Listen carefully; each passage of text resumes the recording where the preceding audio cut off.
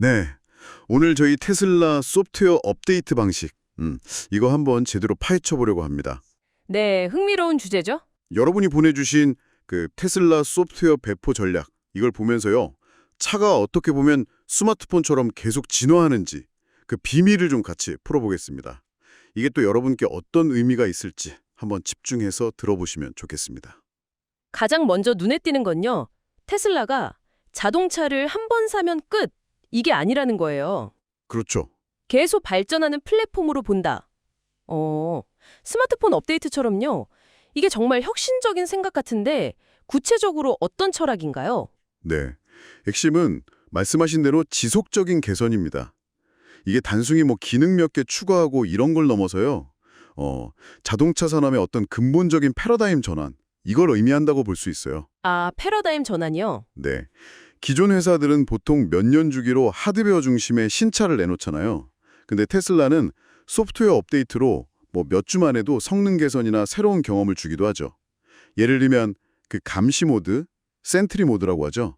이런 기능은 사용자 피드백이랑 실제 주행 데이터, 그러니까 차가 보내오는 익명 정보를 받아서 그걸 분석해서 빠르게 만들고 또 개선하고 대표적인 사례예요. 아, 철저히 사용자 경험이랑 데이터에 기반하는 거죠. 그 데이터 활용해서 빠르게 개선한다는 점이 진짜 흥미롭네요.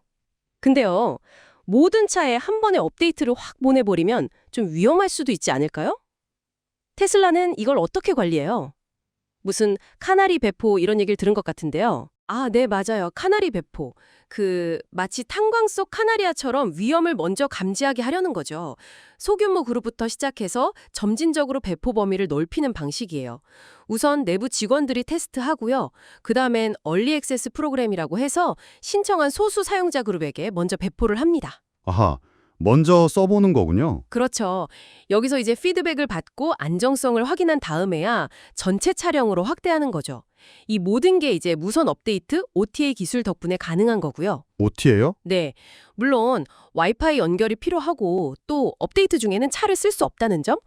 이건 좀 알아두셔야 해요. 아, 그럼 업데이트할 때마다 뭐가 바뀌었는지 이런 상세한 설명서 같은 것도 주나요? 알아야 하니까요. 그럼요. 릴리즈 노트라고 해서 어떤 기능이 추가되거나 개선되었는지 꽤 자세히 알려줍니다. 투명성을 높이는 거죠. 네. 그리고 자율주행 기능, FSD 베타 버전처럼 좀 민감한 업데이트는 아예 별도 채널로 더 신중하게 관리하거나 아니면 특정 지역 사용자들만을 위한 맞춤형 업데이트, 예를 들면 중국 내비게이션 개선 같은 거요. 그런 걸 하기도 합니다. 상당히 체계적이에요. 그렇군요. 이런 체계적인 과정 뒤에는 어떤 원리가 숨어 있는 건가요? 뭐랄까 잘 짜인 소프트웨어 개발 과정 같다는 생각이 드는데요. 정확합니다. 흔히 말하는 소프트웨어 개발 생명주기, SDLC 원칙을 자동차에 적용한 거예요. SDLC요? 네, 아이디어 구상부터 개발, 알파, 베타 테스트, 그리고 최종 후보, RC 검증까지 소프트웨어 회사들이 앱 하나 만들 때 거치는 그 엄격한 단계를 따르는 거죠. 버전 관리도 뭐 YYY, WWX 이런 식으로요. 2022년 44번째 주에 이번째 마이너 업데이트 이런 식으로요. 언제 배포된 버전인지 명확히 알 수 있게 하고요. 와, 진짜 자동차 회사가 아니라 완전 IT 회사 같은데요? 특히 하드웨어랑 소프트웨어를 같이 개발하는 게 큰 장점이라고 들었어요. 바로 그 점이 핵심입니다.